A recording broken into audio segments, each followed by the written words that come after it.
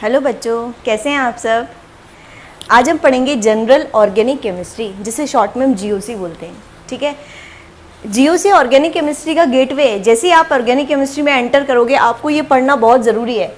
अगर इसे पढ़े बिना हम चैप्टर्स पे पहुंच जाते हैं तो बहुत प्रॉब्लम आती है। चाहे अल्काइल हैलाइड ले लो, चाहे एल्केन हाइड्रोकार्बन्स वाला ले लो, चाहे अल्कोहल फिनोल, कोई भी चैप्टर लो, तो पहले आप जीओसी पढ़कर फिर चैप्टर पे जाओगे तो बहुत ईजीनेस हमको रहेगी वहाँ पे। ठीक है, तो जैसे मैं स्टार्ट करते हैं मैं एक रिएक्शन लिख रही हूँ। बेसिक रिएक्शन है A + B, सभी जानते हैं, equals to C + D।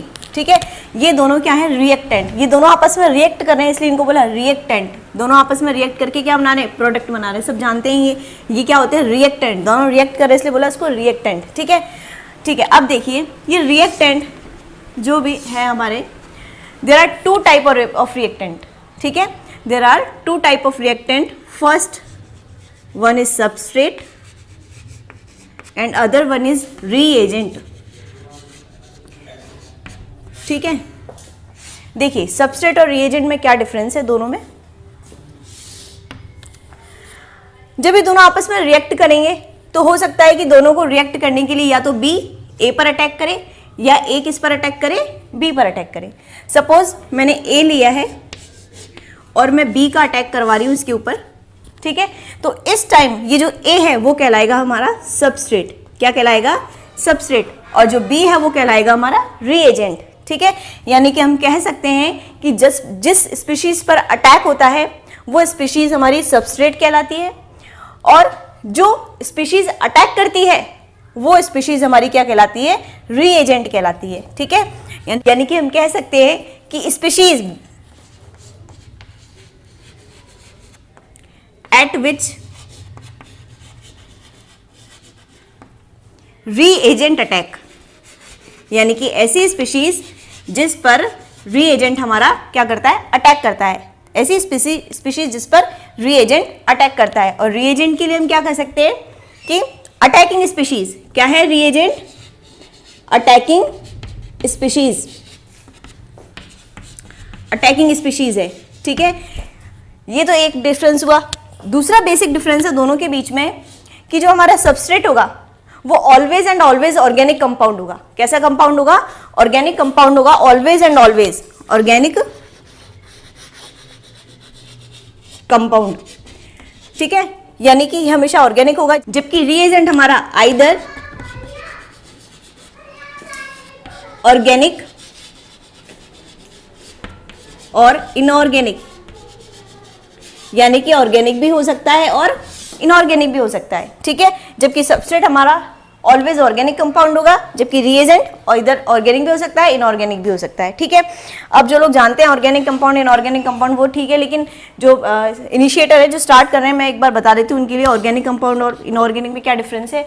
Organic compound वो कंपाउंड होते हैं जो कार्बन से मिलकर बने होते हैं। कार्बन होगा तो हाइड्रोजन होना ही होना है, यानी कि कार्बन से मिलकर बनी स्पीशीज क्या कहलाती है, ऑर्गेनिक कंपाउंड कहलाती है। एग्जाम्पल्स में अगर दूं तो देखिए CH4 है, कार्बन है तो ऑर्गेनिक कंपाउंड है। CH3 COOH है, कार्बन है, हालांकि होने में ऑक्सीजन भी है लेकिन कार्बन तो है ही, इसलिए हमारी कौन सी स्पीशीज है, ऑर्गेनिक कंपाउंड है, ऑर्गेनिक स्पीशीज है। CH3 CHO है, बताइए ऑर्गेनिक स्पीशीज है, कार्बन है, यानी कि कार्बन देखा और आग बंद करके ऑर्गेनिक कंपाउंड। ठीक है, जबकि इनऑर्गेनिक कंपाउंड की बात करें तो कार्बन के अलावा और भी कोई स्पीशीज हो, और कोई भी स्पीशीज हो, ठीक है, जैसे नाइट्रोजन है, ऑक्सीजन है, कोई भी स्पीशीज हो, वो हमारा क्या कहलाता है, इनऑर्गेनिक कंपाउंड कहलाता है।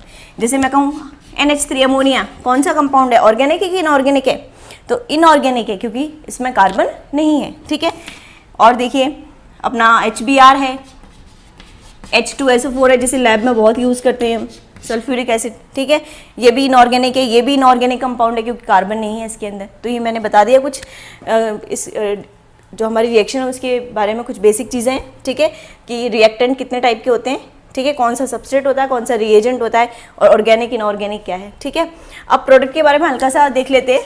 अगर प्रोडक्ट जो ये 2 प्रोडक्ट बने, ये दोनों की जो मात्रा है वो सेम है, तब तो कोई प्रॉब्लम नहीं है। लेकिन अगर दोनों की ये डिफरेंट रहती है, जैसे मान लो ये 70% बना है C और D माना 30% बना है। ठीक है, तो देखिए जिसकी यील्ड ज़्यादा होती है, मोर यील्ड वाला प्रोडक्ट कहलाता है मेन प्रोडक्ट। क्या कहलाता है? Main product. जैसे मान लो ये मैंने 70 बताया, अभी ये भी हो सकता है कि ये 80% हो, तो ये कितना हो जाएगा, 20% रह जाएगा, ठीक है। तो इसकी यील्ड मोर यील्ड है, तो ये कहलाता है हमारा मेन प्रोडक्ट, ठीक है। और इसकी लेस यील्ड है, तो इसलिए क्या कहलाएगा, ये सब प्रोडक्ट। क्या कहलाएगा, सब प्रोडक्ट। और ये हमारा कहलाएगा main product,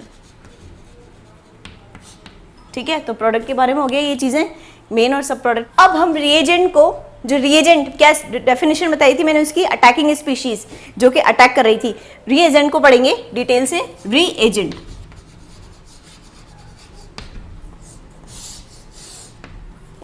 there are two type of reagent.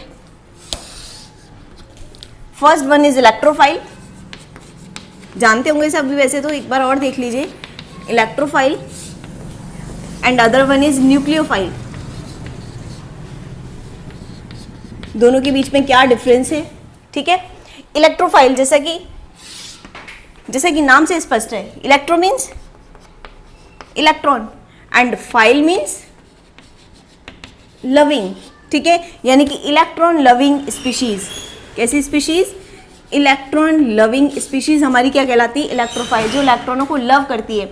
अगर इलेक्ट्रॉनों को लव करती है इसका मतलब क्या है, उसके पास इलेक्ट्रॉनों की कमी है, तभी तो लव कर रही है। तो इसका मतलब कह सकते हैं कि इलेक्ट्रॉन डेफिशिएंट स्पीशीज, यानी कि इलेक्ट्रॉनों की कमी वाली स्पीशीज। कौन सी स्पीशीज, इलेक्ट्रॉन डेफिशिएंट, इलेक्ट्रॉनों की कमी है, क्योंकि इलेक्ट्रॉनों को लव कर रही है इसलिए इलेक्ट्रॉन की कमी है, ठीक है। अदर हम कह सकते हैं कि चूंकि इलेक्ट्रॉन की कमी है इसके पास, तो इलेक्ट्रॉन्स को क्या कर सकती है, एक्सेप्ट कर सकती है, यानी कि एक्सेप्ट इलेक्ट्रॉन, ठीक है। इलेक्ट्रॉनों को एक्सेप्ट कर सकती है। और हम कह सकते हैं, ठीक है, कि अब जब इलेक्ट्रॉन की कमी है इसके पास, तो कहाँ अटैक करेगी, जहां पर इलेक्ट्रॉनों की अधिकता होगी, यानी कि जहां इलेक्ट्रॉन ज्यादा मिलेंगे, इसके पास इलेक्ट्रॉन की कमी है, तो कहाँ अटैक करेगी, कहाँ जाएगी, जहां पर ज्यादा इलेक्ट्रॉन होंगे। तो हम कह सकते हैं attack at the site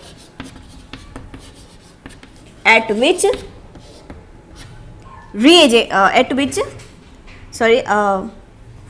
more electron,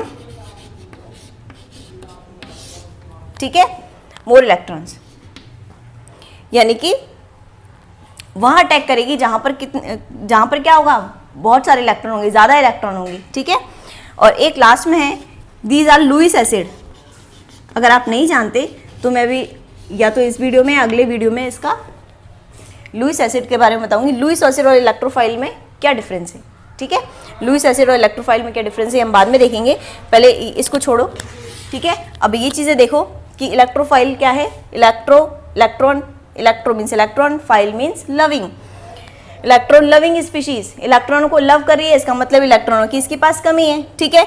इलेक्ट्रॉनों की कमी है इसलिए इलेक्ट्रॉन्स को क्या करेगी, एक्सेप्ट करेगी, एक्सेप्ट इलेक्ट्रॉन्स, ठीक है। और चूंकि इलेक्ट्रॉनों की कमी है इसलिए कहाँ जाएगी, कहाँ अटैक करेगी, जहां पर ज्यादा इलेक्ट्रॉन होंगे, मोर इलेक्ट्रॉन डेंसिटी होगी, जहां पर मोर इलेक्ट्रॉन डेंसिटी होगी। और ये क्या कहलाती है, लुईस एसिड कहलाती है, ठीक है। बाद में देखेंगे इसको, अभी न्यूक्लियोफाइल देखो। Nucleo means nucleus